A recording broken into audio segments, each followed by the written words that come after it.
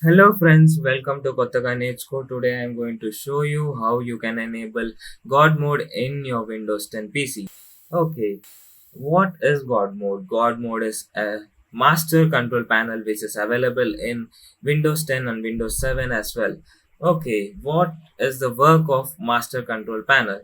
It is nothing but all the settings which are available in your Windows OS, the tools and the settings, all of them are being combined together and made as God mode. And most of the Windows users which who are using it from way means from the start are aware about God mode. Okay, let's see what are the tools which we can find in God mode. Administrative tools, and more than approximately 30 plus tools are been 200 plus tools are been available, and 30 plus settings are been available in God mode, which we don't generally find in control panel.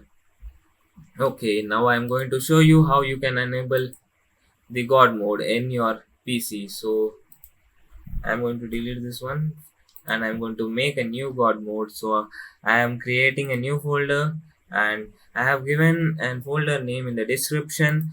Please check it out and copy it and and rename this folder as the folder name which I provided in the description. And that's it.